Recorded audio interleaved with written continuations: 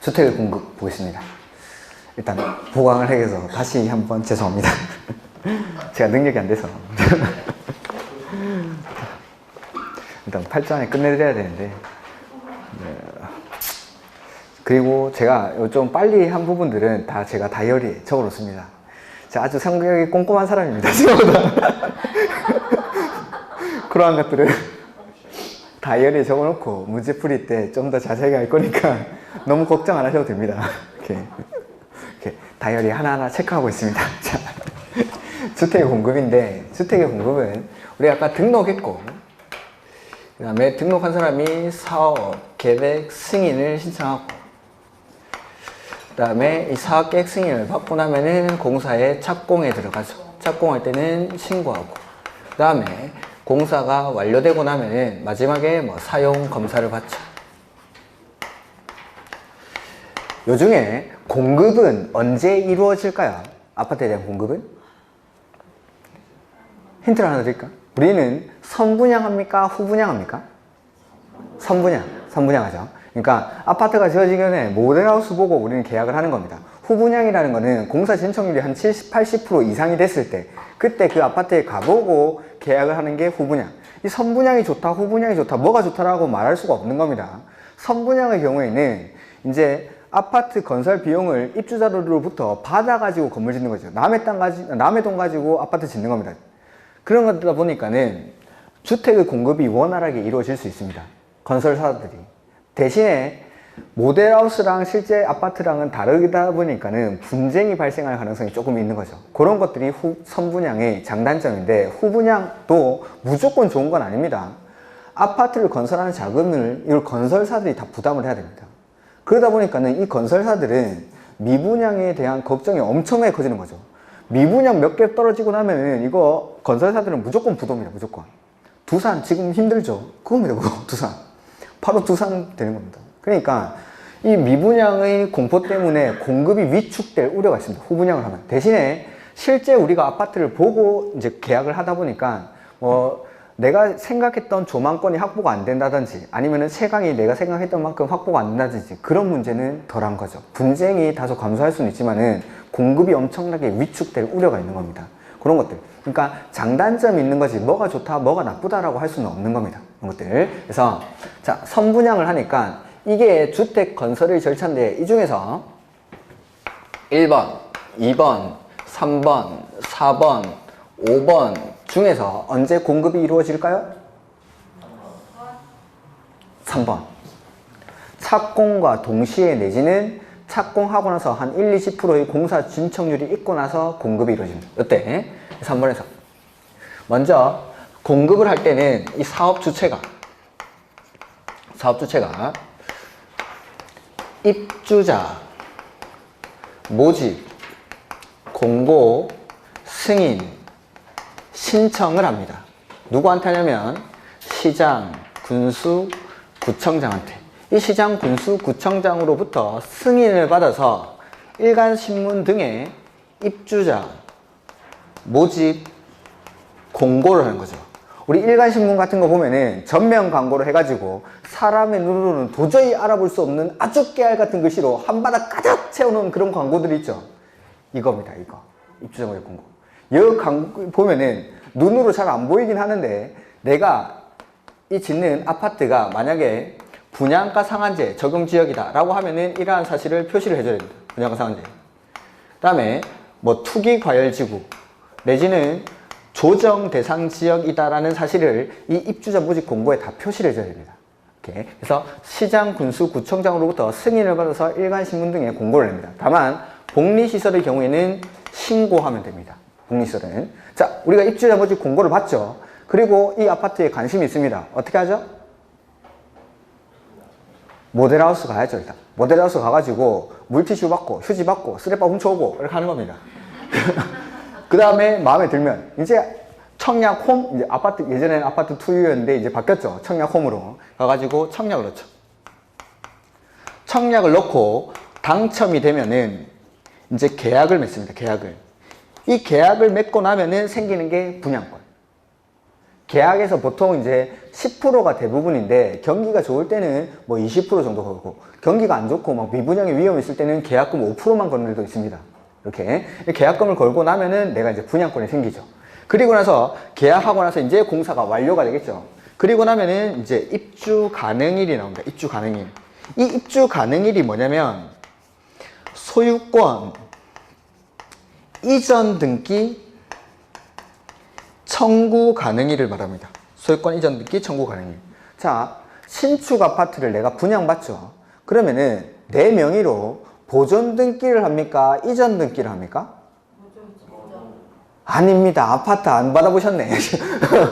자, 레미안을 짓죠. 레미안을 지으면 일단 사업 주체 명의로 삼성물산 명의로 보존 등기를 합니다. 그 다음에 입주자 명의로 삼성물산으로부터 이전 등기를 받아옵니다. 그래서 이 입주 가능일이라는 것은 삼성물산으로부터 소유권 이전 등기를 받아올 수 있는 날, 이 날을 입주 가능일이라고 부릅니다. 이렇게 꼭 청약에 당첨되시기 바랍니다. 이런 것들. 자, 그래서 이 공급에서 나오는 게 분양가 상한제, 투기가열지구, 조정대상지역 이런 것들. 그 다음에 이러한 것들이 공급의 절차인데 이 공급 절차를 어지럽히는 사람들이 있습니다. 그런 사람들을 처벌합니다. 그래서 아까 청약통장 내지는 주택조합 조합원의 지위들, 그 다음에 무허가 건축물 확인서라든지 철거 건물 확인서, 이주대책 대상자 확인서라는 게 있습니다. 밖에 나가면 우리가 딱지라 부르는 겁니다. 딱지라 부르는 거. 그거 가지고 있으면 아파트 줍니다. 그런 것들 사고 팔고 하는 사람들을 처벌합니다. 그 다음에 주택건설 사업 주체가 이 주택건설을 하는 과정에서 주택건설 대지에다가 담보물건 설정하고 제3자한테 팔아버리고 이런 짓을 합니다. 그러면은 입주자의 지위가 불안해지겠죠? 그런 것들을 금지하는 것들이 공급질서 교란행위. 그 다음에 투기계약지구나 조정대상지역에서 내가 분양권이 생기고 나서 이걸 일정 기간 동안 팔 수가 없습니다. 이런 전매 제한. 근데 예외적으로 이러한 전매 제한 기간 안에도 사업주체의 동의를 받아서 팔 수 있는 경우들, 예외적인 전매 가능 사유들, 이런 것들이 제일 쉽게 나오면 시험에 나오는 것들. 그래서 공급에서는 일단 이러한 절차로 공급이 이루어진다는 거. 해서 741페이지 한번 보죠. 사업주체 하나 741페이지 사업주체 하나 둘 셋 네 줄은 다음에서 정하는 바에 따라 주택을 건설 공급하여야 한다. 이 경우 국가유공자, 보훈대상자, 장애인, 철거주택의 소유자 그 밖에 국토교통부령으로 정하는 대상자에게는 국토교통부령으로 정하는 바에 따라 입주자 모집 조건 등을 달리 정하여 별도로 공급할 수 있다. 이걸 뭐라 부르죠? 특별공급입니다. 이게 특공입니다. 특공. 그래서 1번 사업주체 근데 가로 안에 공공주택 사업자는 제외 해서 여기 입주자 모집 공고 승인 신청을 하는 사람은 민간 사업주체만 입주자 모집 공고 승인 신청을 하는 겁니다. 시장, 군수, 구청장한테 모집하려는 경우에는 국토교통부령으로 정하는 바에 따라 시장, 군수, 구청장의 승인 밑줄. 근데 복리시설은 신고를 받을 것. 그 다음에 국토교통부령으로 정하는 입주자 모집의 시기, 조건, 방법, 절차, 입주금의 납부 방법, 시기, 절차, 주택 공급 계약 방법, 절차 등에 적합할 것. 그 다음에 니은에 국토교통부령으로 정하는 바에 따라 벽지, 바닥재, 주방 용구, 조명 기구 등을 제외한 부분의 가격을 따로 제시하고 이를 입주자가 선택할 수 있도록 할 것. 이 니은을 뭐라 부르죠? 이게 마이너스 옵션. 그러니까 예전에는 그 세탁기, 식기, 세척기, 뭐 건조기 뭐 이런 거 다 때려 넣는 거죠. 그래가지고 분양가를 엄청나게 올리는 겁니다. 그러니까 지금 보시는 이런 벽지, 바닥재 이런 것들은 꼭 필요한 거. 요거 빼고 나머지는 옵션으로 만들어가지고 입주자들이 선택할 수 있게끔 합니다. 이런 것들을 이제 마이너스 옵션이라고 부르는 거죠. 이렇게. 그 다음에 주택 공급을 받으려는 자는 국토교통부령으로 정하는 입주자 자격, 재당첨 제한 및 공급 순위 등에 맞게 주택을 공급받아야 한다. 이 경우 투기가열지구 및 조정 대상 지역에서 건설 공급되는 주택을 공급받으려는 자는 입주자 자격, 재당첨 제한 및 공급 순위 등 주택 수급 상황 및 투기 우려 등을 고려해서 국토교통부령으로 지역별로 달리 정할 수 있다. 뭐 이런 것들은 달리 정하고 있습니다. 그 다음에 3번 사업주체가 시장, 군수, 구청장의 승인을 받으려는 경우에는 견본주택에 사용하는 마감자재의 규격, 성능 및 재질을 적은 목록표, 그 가로 안에 밑줄, 마감자재 목록표 와 견본주택 각실 내부를 촬영한 영상물 등을 제작해서 승인권자에게 제출한다. 이거 왜 제출할까요? 나중에 싸움 날까봐. 싸움 났을 때 요거랑 대조하려고. 예전에 이런 경우도 많았죠. 모델하우스 갔더니만 이태리지 79벽지를 딱 발라놓은 겁니다. 실제 입주라니까 종이 벽지가 발려져 있죠. 그러면서 막 다툼이 많이 일어나니까 이제는 마감자재 목록표랑 모델하우스 각실 내부를 촬영한 영상물 등을 제작해서 제출해야 됩니다. 근데 요거 민간 사업주체만 입주자 모집 공고 승인 신청을 하니까 공공은 안 하겠죠. 근데 공공이라고 이걸 제출 안 하는 건 아닙니다. 해서 가로 안에 보시면은 사업주체가 국가, 지자체, 주공, 지방공사, 공공일 때는 견본주택을 건설하는 경우 그때 이걸 제출해야 합니다. 견본주택을 건설할 때. 공공일 때는 거기 742페이지 가로 3번의 첫 번째 줄 가로 안에 있죠. 공공일 때는 이런 것들. 그 다음에 4번 사업주체는 공급계약을 체결할 때 입주 예정자에게 다음의 자료 또는 정보를 제공하여야 한다. 다만 입주자 모집 공고에 이를 표시한 경우에는 그러하지 아니하다 해서 1번 마감자재 목록표를 입주 예정자들한테 보여줘야 됩니다. 그 다음에 이번에 공동주택 발코니 세대 간의 경계벽에 피난구를 설치하거나 경계벽을 경량구조로 건설한 경우에는 그에 관한 정보. 이걸 혹시 아시는지 모르겠는데 우리 아파트 발코니 나가보죠. 그 1라인이랑 2라인이 있습니다. 1라인이랑 2라인이 있으면은 우리 아파트의 고층에서 화재가 발생하면은 출입구 쪽에서 화재가 발생하면은 밖으로 나갈 수가 없죠. 그럴 때는 베란다로 나가보는 발코니에 그러면은 1라인과 2라인 사이에 요 경계벽이 톡톡 쳐보면은 이제 합판 같은 거 요거 하나 딱 서져 있습니다. 그거 딱 발로 차버리면은 이거 부쳐집니다. 예전에 2, 3년 전인가 한번 뉴스에 나왔었는데 어떤 화재 사고 발생했을 때 이걸 알고 있는 사람이 발코니로 나와가지고 이거 부시고 옆칸으로 도망간 적이 한번 있습니다. 이런 것들. 화재 사고에 대피하기 위해서 이런 것들 경량 구조의 경계벽으로 만듭니다. 보통은 이거 함부로 못 부시게끔 여기 붙박이장 같은 거 만들어 놓습니다. 이거. 근데 가보시면은 톡톡 치면은 진짜 합판 같은 거 딱 하나 돼 있습니다. 그거 발로 차면 딱 부러집니다. 이런 것들 설치했을 때는 그것도 알려줘야 됩니다. 그러니까 이거 아는 사람은 화재 사고 발생했을 때 이렇게 발코니로 나와가지고 옆칸으로 넘어가면 됩니다. 근데 도둑이 함부로 이거 쓰면 안 되겠죠. 도둑들에게도 아주 유행한 정보긴 한데 도둑들이 이거 공부하진 않겠죠. 그 다음에 5번 시장군수구청장은 마감자재 목록표와 영상물 등을 사용검사가 있은 날부터 2년 이상 보관해야 한다. 미추. 그리고 입주자가 보여달라고 하면 보여줘야 됩니다. 그 다음에 사업주체가 마감자재 생산업체의 부도 등으로 인한 제품의 품귀 등 부등의 사유로 인해서 사업계획 승인 또는 마감자재 목록표와 다르게 마감자재를 시공 설치하려는 경우에는 당초의 마감자재와 같은 질 거기 이상 동그라미 이걸 이하로 바꿔냈죠. 이하로. 처음에 LG 하우시스 제품으로 이거 창을 해주겠다고 했습니다. 근데 그럴 일은 없겠지만 LG 하우시스가 부도가 나면은 뭐 KCC 정도로는 바꿔줘야 된다 이 말이죠. 이렇게 같은 질 이상으로 이거 가지고도 분쟁이 많이 발생합니다. 이게 같은 질 이상인지 이하인지 이런 것들을 판단하기가 되게 곤란한 경우가 있으니까 이렇게 그 다음에 그리고 마감자재 목록표와 자재와 다르게 마감자재를 시공 설치하려는 경우에는 입주 예정자에게 알려줘야 된다라는 거. 그 다음에 뭐 대행 이런 것들은 됐습니다. 됐고 자료 제공 요청 이런 것들도 됐고 그 다음에 745페이지 분양가 상한제가 나오죠. 자, 우리 요새 아주 핫한 게 이 분양가 상한제죠. 분양가 상한제. 이 분양가 상한제는 크게 두 개로 나뉩니다. 공공택지에서의 분양가 상한제가 있고 민간택지에서의 분양가 상한제가 있습니다. 자, 분양가를 구성하는 큰 두 가지 요소가 있는데 그게 뭐냐면 택지비와 건축비로 구성이 됩니다. 택지비와 건축비. 민간택지도 마찬가지. 택지비와 건축비.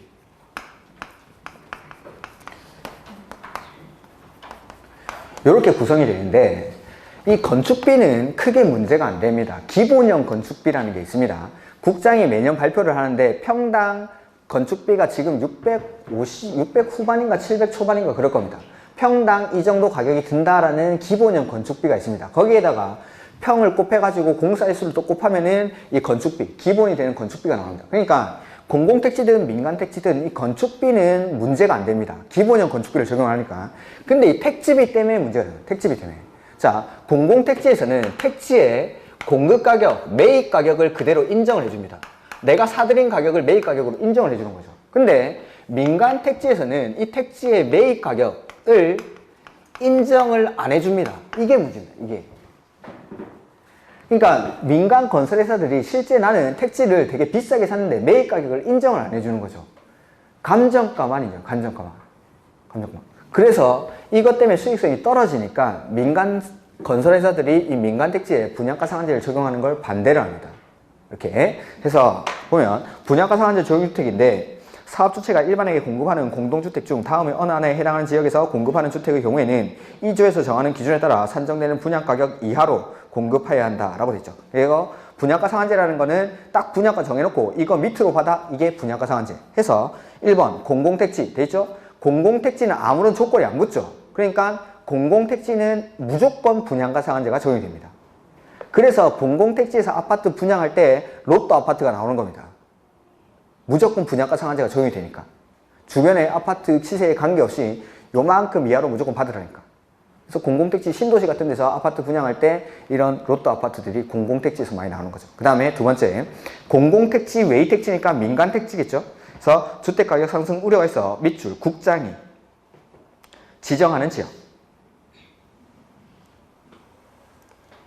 그래서 민간택지는 전면적으로 적용하는 건 아니고 국장이 지정하는 지역에서만 요거 분양가 상한제를 적용합니다. 이렇게. 그 다음에 위 가로 1에도 불구하고 다음의 어느 하나에 해당하는 경우에는 분양가 상한제를 적용하지 않는다. 즉 여기 나오는 세 군데는 분양가 상한제가 적용이 안 되는 지역입니다. 첫 번째 도생 밑줄. 그 다음에 이번에 경제자유구역위원회에서 외자유치 촉진과 관련이 있다고 인정해서 이 조에 따른 분양가 제한을 적용하지 아니하기로 심의 의결한 경우. 근데 경제자유구역 이렇게만 기억하십시오. 경제자유구역에서 외자유치와 관련이 있다고 인정하는 경우. 그 다음에 세 번째는 관광특구 밑줄 하시고 50층 이상이나 여기서는 곱하기 3을 합니다. 주택법에서는 층수의 구분이 명확하지 않을 때 주택법에서는 곱하기 3, 건축법에서는 아까 곱하기 4 했죠. 해서 50층 이상이거나 150m 이상인 공동주택 이러한 것들에 대해서는 이거 분양가 상한제를 적용하지 않습니다. 그 다음에 가로 3번 1번에 보시면 가로 3번 위 1의 분양가격은 밑줄 택지비와 건축비로 구성된다. 그러니까 분양가를 구성하는 요소는 크게 택지비랑 건축비입니다. 택지비랑 건축비. 근데 구체적인 명세, 산정방식, 감정기간, 선정방법 등 국토교통부령으로 정한다. 그 다음에 이 경우 택지비는 다음에 따라 산정한 금액으로 한다 해서 1번 공공택지 밑줄 하시고 해당 택지의 밑줄 공급가격 밑줄 공급가격. 그러니까 내가 사들인 가격을 그대로 인정을 해줍니다. 공공택지에서는. 거기에다가 뭐 이자 비용 같은 거 가산한 금액 그런 것들은 뭐 크게 신경 안 쓰셔도 되고. 다음 페이지. 공공택지 외의 택지 나오죠. 공공택지 외의 택지는 분양가 상한제 적용주택을 공급하는 경우 감정가, 감정평가한 가액 밑줄. 그러니까 매입 가격을 해주지 않고 감정 가격을 인정해주니까 이게 문제가 되는 거예요. 이게. 이것 때문에 민간 건설회사들이 반발을 하는 거죠. 그 다음에 근데 이 경우 거기 가산한 거예요. 다만 택지 매입 가격이 다음의 어느 하나에 해당하는 경우에는 해당 매입 가격에 국토교통부령으로 정하는 택지와 관련된 비용을 가산한 금액을 택지비로 볼 수 있다 해서 예외적으로 매입 가격을 인정해주긴 합니다. 기억해 보시면은 경공매 낙찰 가격 밑줄. 법원이 거짓말하진 않겠죠. 두 번째, 국가, 지자체 등 밑줄. 공공기관으로부터 매입. 공공기관이랑 업계약서, 다운계약서 쓸 일이 없겠죠. 그 다음에 세 번째, 그 밖에 실제 매매 가격을 확인할 수 있는 경우로서 대통령령으로 정하는 경우가 뭐냐면은 법인 장부 등으로 매입 가격이 증명되는 경우입니다. 법인 장부 등에서. 이런 것들은 제가 다음에 한번 보여드리겠습니다. 이렇게. 그 다음에 건축비는 그 두 번째 줄 기본형 건축비를 적용합니다. 기본형 건축비 해서 자 분양가 상한제는 일단 공공택지에서는 원칙적으로 전면적으로 적용이 되죠. 그 다음에 민간택지는 누가 지정해야 되죠? 국장이 분양가 상한제 적용지역으로 지정하는 지역만 분양가 상한제를 적용하고 이 분양가는 크게 택지비와 건축비로 구성이 되는데 공공택지에서는 매입가격 책에 써져 있는 대로 공급가격을 그대로 인정을 해줍니다. 근데 민간택지에서는 매입가격을 인정하지 않고 원칙은 감정가만. 근데 예외적으로 경공매 낙찰가격이나 공공기관으로부터 매입했을 때 내지는 법인 장부 등에 의해서 증명이 될 때는 예외적으로 이 매입 가격을 인정해 주긴 합니다. 근데 그렇게 하더라도 감정가의 120%, 공시지가의 150%까지밖에 인정을 안 해줍니다. 이렇게 해서 이런 것들이 문제가 됩니다. 근데 처음에 우리 아까 했던 건데 분양가 상한제 적용을 안 하는 곳이 세 군데가 있었습니다. 도생, 경제자유구역, 관광특구에서 50층 이상이나 150m 이상의 공동주택. 그게 시험에는 엄청 나왔습니다. 분양가 상한제 적용 안 하는 거. 그 다음에 거기 5번, 6번에 나오는 거. 공시하는 내용이 좀 달라지는데 요거는 최근 시험에 나온 적도 없고 다음에 한번 보도록 하죠. 그 다음에 분양가 상한제 적용 지역의 지정 및 해제 보면은 자 국장은 주택가격 상승률이 물가 상승률보다 현저히 높은 지역으로서 그 지역의 주택 거래 등과 지역의 주택 상황 등을 고려해서 주택 가격이 급등하거나 급등할 우려가 있는 지역 중 대통령령으로 정하는 기준을 충족하는 지역은 심의를 거쳐 분양가 상한제 적용 지역으로 지정할 수 있다 라고 되어 있죠. 거기 있구나. 해서 그 다음에 국장이 분양가 상한제 적용 지역을 지정하는 경우에는 미리 시도지사한테 의견을 듣겠죠. 밑에 사람이니까. 그 다음에 국장은 분양가 상한제 적용을 지역을 지정하였을 때는 지체 없이 이를 공고하고 그 지역을 관할하는 시장, 군수, 구청장에게 공고 내용을 통보합니다. 이 경우 시장, 군수, 구청장은 사업 주체로 하여금 입주자 모집 공고 시 해당 지역에 공급하는 주택이 분양가 상한제 적용 지역이라는 사실을 공고하게 하여야 한다. 자, 볼까요? 국장이 분양가 상한제 적용을 했죠. 지정을 했죠. 그리고 나면은 시장, 군수, 구청장한테 통보를 해줍니다. 왜냐하면 요거 입주자 모집 공고 승인 신청을 해주는 사람이 시장, 군수, 구청장이니까 이 사람이 이 지역이 분양가 상한제 적용 지역이라는 걸 알고 있어야 사업 주체로 하여금 입주자 모집 공고 시에 해당 지역이 분양가 상한제 적용 지역이라는 사실을 공고하게 시킬 수가 있겠죠. 그래서 보면 가로 3번 국장이 지정하고 나면 지체 없이 이를 공고하고 시장, 군수, 구청장에게 통보한다고 돼 있죠. 알려줘야 이 시장, 군수, 구청장이 야 사업주체 니네 지금 아파트 지으려는 지역이 분양가 상한제 적용 지역이니까 그 사실을 입주자 모집 공고에 표시해 라고 알려주는 겁니다. 요 내용이 투기과열지구 조정대상 지역에 다들 똑같이 들어가 있습니다. 똑같이 글자 한 자 안 틀리고 글자 한 자 틀리고 근데 이 투기과열지구는 국장만 지정하는 거 아니고 시도지사도 지정할 수가 있습니다. 이렇게 그것만 차이가 나는 거지 나머지 내용은 지정하는 절차가 지금 보신 글자 하나 안 틀리고 다 똑같습니다. 그 다음에 분양가 상한제 적용 지역의 지정 기준인데 이게 작년에 개정이 됐는데 아까 대통령령으로 정하는 지역이라는 거는 투기과열지구 중 다음에 해당하는 지역입니다. 748페이지 음행 처리된 거. 지정 기준 같은 것들은 제가 아마 요약 그 노트에는 안 적어놨을 텐데 요거는 문제풀이 할 때 한번 보겠습니다. 문제풀이 할 때. 그 다음에 4번 보죠. 4번.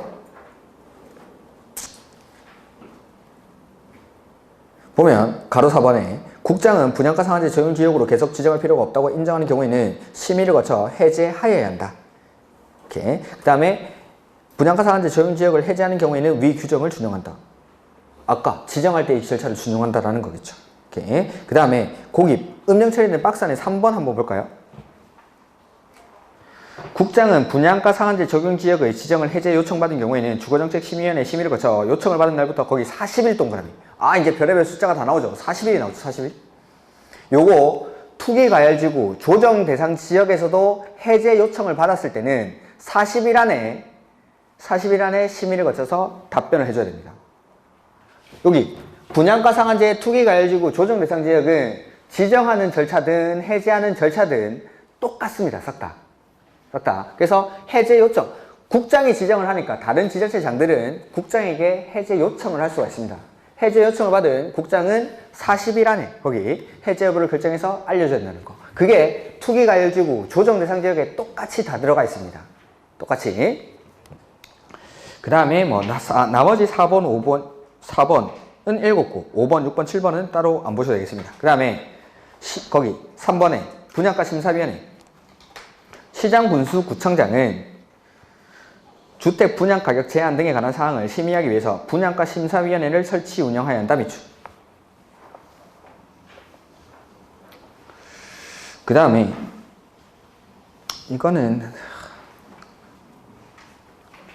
그 밑에 있는 것보다 분양가 심사위원회는 요 사업계획 승인 신청이 있은 날로부터 20일 안에 신청 설치를 한다라는 건데 그거는 다음에 한번 보도록 하죠. 그 다음에 견본주택 건축 기준 이건 보지 마십시오. 그 다음에 저당권 등의 설정이 제한인데 요거는 뭐냐면 사업 주체가 이 주택건설 대지에다가 함부로 담보물건 설정 못하게 하는 겁니다. 해서 자, 요 시점 사업 주체는 입주자 모집 공고 승인 신청이랑 동시부터 여기 입주 가능일 이후 60일까지 입주 가능일 이후 60일까지 요 안에다가 담보물건 설정하면 안 되고 등기되는 임차권 설정하면 안 되고 제3자한테 홀랑 팔아먹어도 안 됩니다. 그게 여기 나오는 거. 해서 사업 주체는 이라고 돼 있죠. 주어가 사업 주체는 지금 750페이지 보고 있죠. 사업 주체는 주택 건설 사업에 의해서 건설된 주택 및 대지에 대해서는 입주자 모집 공고 승인 신청이에요. 요 날이죠? 여기 입주자 모집 공고 승인 신청이에요. 부터 입주 예정자가 그 주택에 대한 대지의 소유권 이전 등기를 신청할 수 있는 날. 이러죠? 소유권 이전 등기 청구 가능일 이후 며칠까지? 60일까지. 입주 예정자의 동의 없이는 다음의 어느 하나에 해당하는 행위를 하여서는 아니 된다. 동의하면 됩니다. 같이 죽자 하면 죽는 거죠. 해서 1번에 보면은 가등기, 저당권 또는 가등기 담보권 내지는 담보물권을 설정하면 안 됩니다. 주택건설 대지에다가. 두 번째는 등기되는 부당선 임차권을 설정하는 행위 내지는 3번에 처분하는 행위 이런 것들 하면 안 됩니다. 이런 것들. 근데 그 소유권 이전 등기를 신청할 수 있는 날이란 입주 예정자에게 통보한 그기 입주 가능일을 말한다 라고 되어 있죠. 그래서 입주 가능일이 바로 소유권 이전 등기 청구 가능일을 말합니다. 이후 60일까지 담보물권 설정하면 안 되고 등기되는 임차권 설정하면 안 되고 제3자한테 팔아먹으면 안 됩니다. 그래서 뭐 처벌 규정은 일단 됐고 부기등기. 근데 이런 거 하지 말라고 해도 할까봐 부기등기까지 넣습니다. 부기등기까지. 그래서 저당권 설정 등을 제한을 할 때는 사업 주체는 해당 주택 또는 대지가 입주 예정자의 동의 없이는 양도하거나 제한 물건을 설정하거나 압류, 가압류, 가처분 등의 목적물이 될 수 없는 재산임을 소유권 등기에 부기등기하여야 한다. 다만 사업 주체가 거기 국가, 지자체, 주공 등 공공기관이 이런 짓을 하진 않겠죠. 그래서 공공은 이런 것들 부기등기 안 해도 됩니다. 공공은. 그 다음에 부기등기의 시기인데 자, 입주자 모집 공고 승인 신청을 할 때 대지는 있습니까? 없습니까? 있죠. 땅이 없을 수는 없죠. 대지에 대해서는 요거 입주자 모집 공고 승인 신청이랑 동시에 밑줄 입주자 모집 공고 승인 신청이랑 동시에 가로 2번에 입주자 모집 공고 승인 신청이랑 동시에. 근데 지금 건물은 있습니까? 없습니까? 없죠? 아파트가 지어지기 전이니까. 그래서 그 밑에서 하나 둘 셋 보존 등기와 동시에 건물에 대해서는 보존 등기와 동시에 합니다.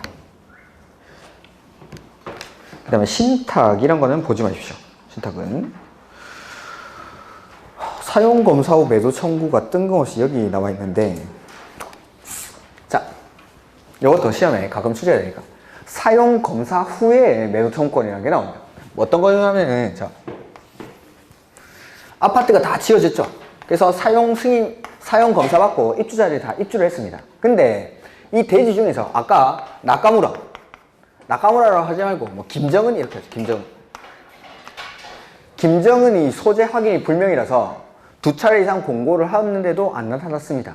이 사람이 실종된 건 줄 알았죠. 그래서 법원에다가 공탁하고 사업을 했는데 이 김정은이 갑자기 살아 돌아와가지고 이 토지에 대해서 진정 명의 회복을 위한 소유권 이전 등기 말소 청구 소송을 제기합니다. 등기법에서 배웠겠죠? 이렇게 내가 이제 진정한 소유자라고 소유권 이전 등기 말소 청구 소송을 제기해가지고 이 사람이 이깁니다. 그러면은 이 입주자들은 대지 지분을 공유하고 있으니까 전체 대지에 대해서 미치죠. 이 사람 남의 땅에 살고 있는 겁니다. 이 입주자들. 이거 어떻게 해야 됩니까? 팔고 나가주십시오 라고 매도 청구를 합니다. 매도 청구. 근데 이 면적이 이런 소유권을 회복한 사람이 너무 많으면 이 사람은 어떻게 할까요? 나가주십시오 하면은 네가 나가 하겠지. 네가 나가. 그러니까 면적이 작아야 된다. 전체 면적이 5% 미만일 때 이런 것들을 할 수가 있습니다. 자, 그래서 그러니까 입주 다 하고 나서 사용공사 끝나고 나서 소유권을 회복한 사람들한테 매도 청구 소송을 제기하는 겁니다. 이게 여기 있으면 좀 위치가 이상한데. 자, 주택의 소유자들은 주택단지 전체 대지에 속하는 일부 토지에 대한 소유권 이전 등기 말소 소송 등에 따라 사용검사를 받은 이후에 토지의 소유권을 회복한 김정은 이런 애들한테 해당 토지를 밑줄 시가, 항상 매도 청구는 시가로 청구할 수 있다. 그 다음에 주택의 소유자들은 대표자를 선정해서 매도 청구에 관한 소송을 제기할 수 있다. 이 경우 대표자는 밑줄 주택 소유자 전체의 4분의 3 이상의 도덕리를 받아 선정한다. 이런 것들을 우리가 이제 민사소송에서는 선정 당사자라고 부르는 사람들입니다. 우리 핸드폰 같은 거 이렇게 분쟁이 일어나면은 대표가 한 명 나가서 하죠. 우리가 당사자가 다 갈 수가 없겠죠. 막 10만 명, 20만 명이 되는 사람들이. 그러니까 그 중에 대표자를 뽑아가지고 그 사람들한테 권한을 위임하는 겁니다. 그런 사람들을 선정 당사자라고 부릅니다. 근데 4분의 3 이상의 동의를 받아야 된다는 거. 그 다음에 매도 청구에 관한 소송에 대한 판결은 선정 당사자 그 사람이 받았지만은 전체한테 미쳐야겠죠? 당연히. 그리고 매도 청구를 하려는 경우에는 해당 토지 면적, 주택단지 전체 대지 면적의 5% 미만일 때만. 작아야 됩니다. 너무 많으면 안 됩니다. 5% 미만일 때만. 네가 나가 하니까 5% 미만일 때. 그 다음에 매도 청구의 의사표시는 실소유자가 해당 토지의 소유권을 회복한 날부터 밑줄 2년 이내. 그 다음에 자 원래 이 주택에 대한 소유권, 주택 건설 대지에 대한 소유권은 사업 주체가 사업계획 승인 받을 때 확보를 해야 되는 거죠. 근데 사업 주체의 실수로 이런 사람들에 대한 확인을 못한 겁니다. 그 시가로 이런 거를 매도 청구했을 때 이 입주자들이 일단 대금을 지급하고 그거에 대해서는 사업 주체에게 구상권을 행사할 수가 있습니다. 그게 바로 이거. 사업 주체에게 구상할 수 있다. 그 다음에 투기가열지구라는 게 나오죠. 자, 밑줄 국장이나 시도지사. 자, 투기가열지구는 국장이나 시도지사가 지정합니다.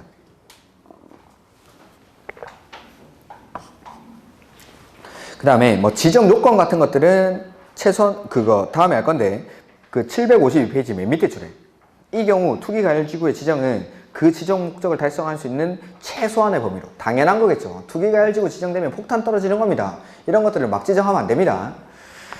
그 다음에 3번 한번 읽어볼까요? 아까 읽었던 거랑 똑같은 게 또 나옵니다.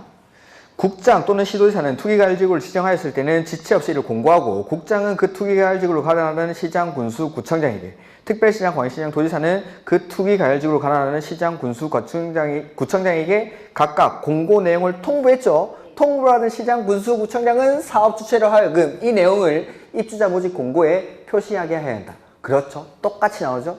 이게 조정 대상 지역에도 똑같이 나옵니다. 그 다음에 국장 또는 시도지사는 투기가열지구 지정 사유가 없어졌다고 인정하는 경우에는 지체 없이 투기가열지구를 해제해야 한다. 그 다음에 국장이 투기가열지구를 지정하거나 해제하는 경우에는 미리 시도지사에게 의견을 듣고 밑줄. 시도지사가 투기가열지구를 지정하거나 해제할 경우에는 국장과 협의해야 한다. 밑줄. 자, 투기가열지구 지정권자가 국장이나 시도지사죠. 국장이 지정할 때는 시도지사와 협의를 합니까? 의견을 듣습니까? 밑에 사람이니까 의견 들어야겠죠? 네. 시도지사가 지정할 때는 국장과 이걸 바꿔냅니다. 국장이 투기가열지구를 지정하는 경우에는 시도지사와 협의해야 한다. 말도 안 되는 소리죠. 밑에 사람이랑 왜 협의를 합니까? 협의는 나랑 동급보다는 나보다 위의 사람이랑 하는 거지. 이걸 바꿔내면은 뭐가 틀렸는지도 모르고 틀리죠. 밑에 사람한테는 의견 듣는 거고 나랑 협의는 나랑 동급 내지는 나보다 위에 있는 사람이랑 협의를 하는 건데 이걸 살짝 바꿔냅니다. 국장이 투기가열지구를 지정하는 경우에는 시도지사와 협의해야 한다. 그렇지? 아니죠. 이런 것들. 왜 그런지 이런 것들 암기하는 게 아닙니다. 의견은 나보다 밑에 있는 사람이랑은 협의하는 거 아닙니다. 의견 듣는 거지. 이런 것들. 그 다음에 재검토. 우리가 배웠던 이때까지 재검토는 모두 몇 년이었죠? 5년. 근데 1년짜리가 나옵니다. 자, 국장은 1년마다 동그라미. 주거정책위원회 회의를 소집해서 투기가열지구 지정된 지역별로 해당 지역의 주택가격의 안정, 여건 변화 등 고려해서 투기가열지구 밑줄. 투기가열지구 지정의 유지 여부를 재검토. 그래서 투기가열지구 유지 여부 재검토는 몇 년마다? 이거 딱 하나. 재검토 1년마다 하는 거는 투기가열지구 지정 유지 여부를 재검토할 때는 1년마다. 투기가열지구는 몇 년 단위로 지정할까요? 그런 거 없습니다. 투기과열지구는 그냥 지정하는 겁니다. 막 5년을 범위로 10년을 범위로 지정하는 거 아닙니다. 그냥 지정해놓고 일단 지정해놓고 1년마다 재검토하면서 이걸 계속 유지할지 해제할지를 검토를 합니다. 뭐 5년 단위로 지정한다 이런 거 아닙니다. 그런 단위가 있다라고 시험에 많이 나오는데 그런 단위는 없습니다. 그 다음에 3번 아까 봤던 거 또 나옵니다. 가로 3번에 자 투기과열지구 누가 지정하죠? 국장이나 시도지사가 지정하니까 다른 지자체장들은 해제를 요청할 수 있겠죠. 요청을 받고 나서 며칠 안에 답변해 줄까요? 40일. 어떤 40일 나오죠? 그러니까 요까지 세 가지는 똑같은 말들이 계속 반복됩니다. 지정 절차나 해제 절차에. 그 다음에 조정 대상 지역은 시험에 안 나올 거니까 보지 말죠. 그 다음에 전매행위 756페이지 전매행위 금지가 나오죠. 사업주체가 건설 공급하는 주택 또는 입주자로 선정된 지위는 일정 기간 동안 이게 팔 수가 없습니다. 10년 이내의 범위 안에서. 얼마 동안 못 파는 데는 757페이지 이하의 표로 쭉쭉쭉쭉 나오죠. 이걸 다 외울 수가 없으니까 포기합니다. 이거는 시험에 잘 안 냅니다. 이게 지역별로 다 다르고 보면은 3번에 조정 대상 지역은 1지역, 2지역, 3지역으로 구분하고 3지역은 공공택지랑 공공택지 외의택지로 구분하고 그 다음에 뭐 위축 지역은 또 공급하고 그 다음에 분양가 상한제 적용 지역 역시 공공택지에서 공급할 때 공공택지에서 외의택지에서 공급할 때랑 인근 지역의 시세의 100% 이하, 70, 80% 이하 뭐 이런 것들 다 나뉩니다. 그러니까 이런 것들은 실제 나가서 내가 거래를 할 때는 아는 거지 시험 칠 때는 외우기가 상당히 힘든 부분이니까 이런 것들은 모르셔도 됩니다. 그래서 투기과열지구나 조정대상지역, 투기과열지구나 조정대상지역이라든지 분양가 상한제 적용지역, 분양가 상한제 적용지역 외지역에서 내가 입주자로 선정된 지위 이런 것들은 일정 기간 동안 사고 팔고가 안 됩니다. 안 되는데 일정한 사유가 있을 때는 이걸 팔 수가 있습니다. 그게 어디냐면은 759페이지 가로 2번에 위 1의 어느 하나에 해당하여 입주자로 선정된 자 또는 위 1의 3, 4에 해당하는 주택을 공급받는 자의 생업상의 사정 등의로 전매가 불가피하다고 인정되는 경우로서 다음의 대통령령으로 정하는 경우에는 전매행위 금지 규정을 적용하지 아니한다. 즉 팔 수 있다 이 말입니다. 다음에 사유에 해당하면 근데 한국토지주택공 그 두 번째 줄 다만 한국토지주택공사가 그 주택을 우선 매입할 수 있다.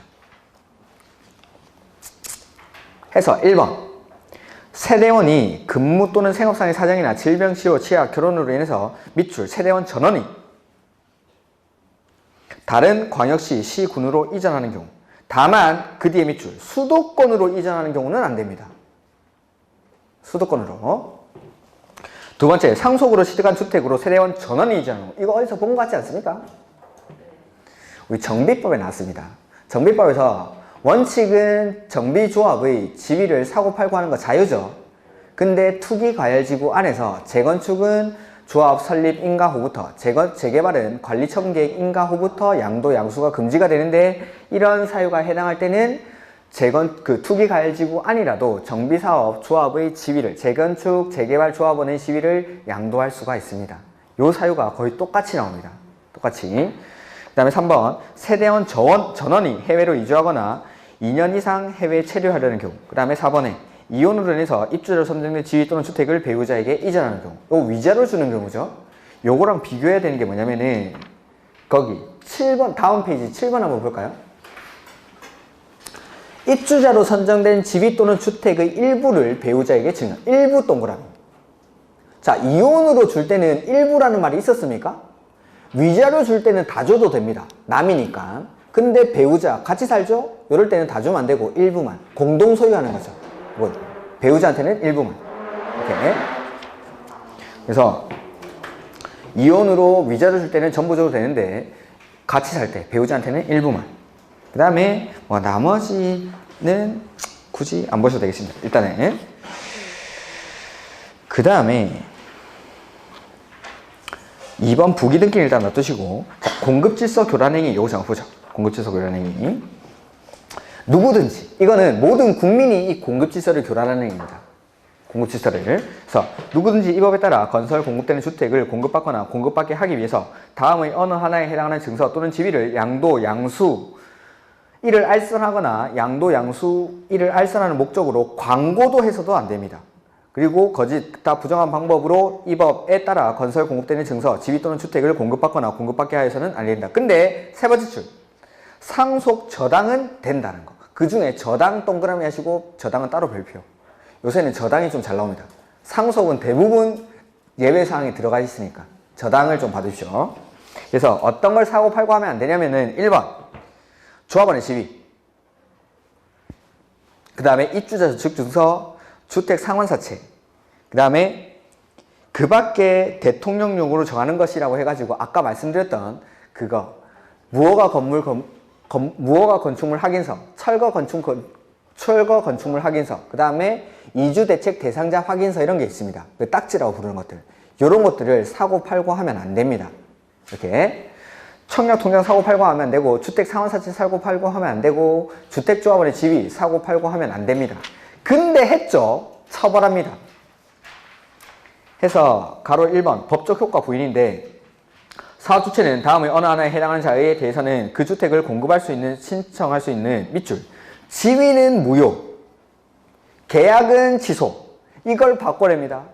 지위는 무효, 계약은 취소. 즉, 자, 요 청약 넣을 수 있는 지위는 무효로 합니다. 근데 계약했을 때 요때 적발이 되죠. 그러면 이 계약을 취소할 수 있습니다. 지위는 취소하고 계약은 무효로 한다. 지위를 취소를 어떻게 합니까? 지위는 무효로 하고 계약은 취소할 수 있습니다. 그 다음에 입주한 다음에 이때 적발이 되면 어떻게 할 거냐라는 게 나옵니다. 그게 가로 2번. 사업주체는 금지행위 규정을 위반한 자에게 대통령령으로 정하는 바에 따라 산정한 주택 가격에 해당하는 금액을 지급한 경우에는 밑줄, 지급한 날에 주택을 취득한 것으로 본다.